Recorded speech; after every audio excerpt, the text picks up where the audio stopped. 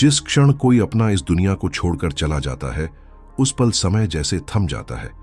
कमरे में मौजूद हर चीज वैसी ही होती है, लेकिन फिर भी सब कुछ बदल चुका होता है। चेहरा वैसा ही, हाथ पैर वैसे ही, कपड़े वैसे ही, लेकिन अब कोई प्रतिक्रिया नहीं मिलती। हम कहते हैं वो चला गया, पर कहां गया? क्या केवल सांस का रुक जाना ही मृत्यु है? क्या किसी का शरीर ठंडा पड़ जाना ही उसके अस्तित्व का अंत है? या फिर मृत्यु कुछ और है, एक बदलाव, एक यात्रा का नया अध्याय जिसे हम समझ नहीं पाते? मृत्यु शब्द सुनते ही डर पैदा होता है, एक सिहरन दौड़ जाती है। शायद इसलिए क्योंकि हमें उससे जुड़ी अज्ञानता है। हम जिसे नहीं समझते उससे डरते हैं। लेकिन यदि हम मृत्यु को थोड़ा गहराई से समझें तो शायद वह डर प्रेम में बदल जाए। सोचिए, अगर मृत्यु न होती तो क्या जीवन की कोई अहमियत होती? हर चीज जो स्थायी होती है उसकी कद्र कम हो जाती है, पर जो क्षणभंगुर होता है वह मूल्यवान हो जाता है। मृत्यु जीवन को अर्थ देती है क्योंकि वह हमें हर पल की कीमत सिखाती है।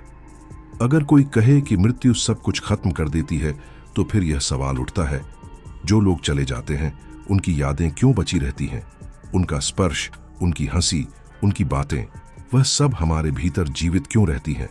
जब हम किसी अपने की तस्वीर को देखते हैं और उसकी आंखों में वही भाव फिर से दिखता है, तो क्या वो बस एक स्मृति है या फिर उस आत्मा की कोई हल्की सी झलक जो अभी भी हमारे आसपास है?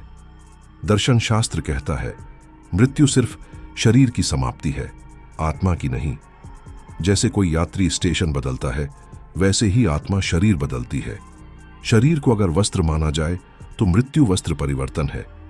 आप रोजाना अपने कपड़े बदलते हैं, पर आप वही रहते हैं। आत्मा भी अपने कर्मों और संस्कारों के अनुसार नया शरीर धारण करती है। इसे ही पुनर्जन्म कहा गया है।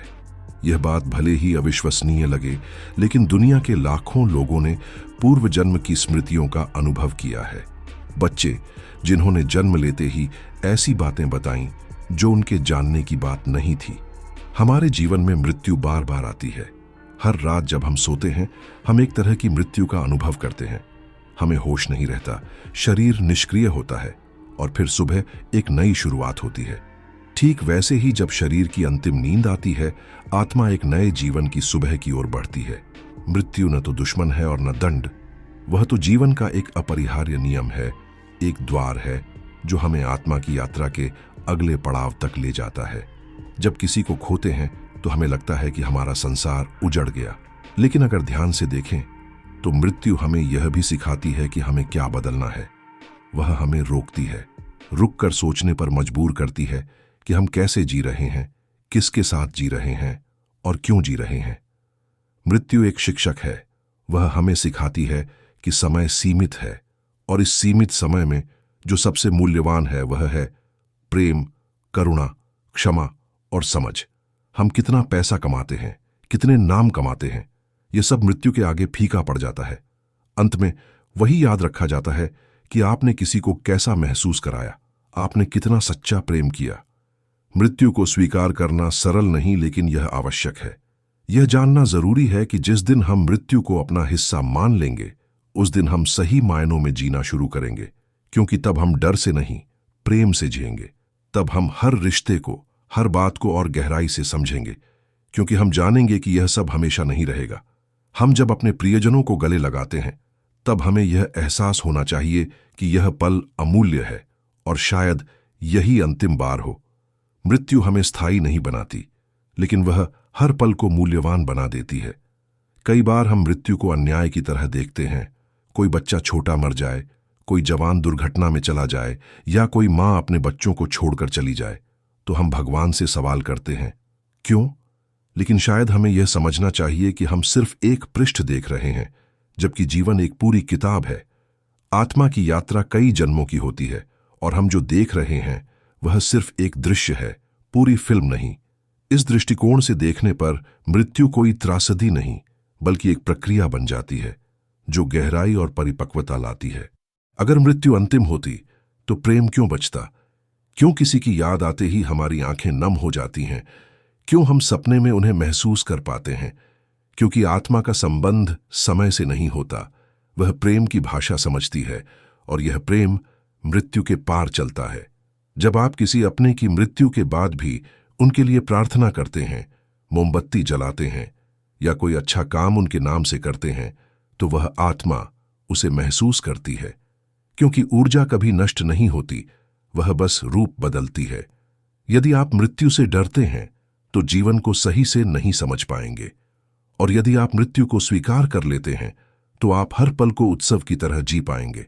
इसलिए मृत्यु का स्मरण निराशा के लिए नहीं, बल्कि जागरूकता के लिए करें। जैसे हर सूर्यास्त एक नए सूर्योदय की भूमिका है, वैसे ही मृत्यु एक नई शुरुआत है जो हमारे कर्मों के अनुसार आकार लेती है। मृत्यु जीवन का विराम नहीं, उसकी गति है। वह शांति नहीं, परिवर्तन है, और इस परिवर्तन को समझने वाला व्यक्ति कभी भयभीत नहीं होता। मृत्यु की सबसे सुंदर बात यह है कि वह सबके लिए समान होती है, राजा हो या रंक, अमीर हो या गरीब, ज्ञानी हो या अज्ञानी। मृत्यु सबको एक ही धरातल पर लाकर खड़ा करती है। वह हमें यह सिखाती है कि अंत में सब कुछ छूट जाएगा, और जो बचेगा वह सिर्फ हमारे कर्म, हमारे विचार और हमारे रिश्ते होंगे। इसलिए जीते हुए ऐसे कर्म करो कि जब मृत्यु आए तो डर नहीं, मुस्कान हो, कि जब आंखें बंद हों तो आत्मा कह सके, मैंने जिया, सच में जिया। अगर आपने इस पूरे विचार को दिल से सुना हो और मृत्यु का भय कुछ कम हुआ हो, तो समझिए आप जीवन के गहरे अर्थ को छूने लगे हैं।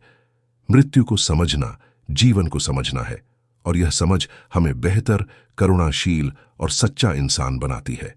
ऐसे ही और गहराई भरे विचारों और जीवन के रहस्यों को जानने के लिए हमारे चैनल डिवाइन डेप्थ को सब्सक्राइब करें, क्योंकि यहाँ हम सिर्फ बातें नहीं करते, आत्मा की यात्रा को समझते हैं, मौन से जीवन तक और जीवन से परे तक।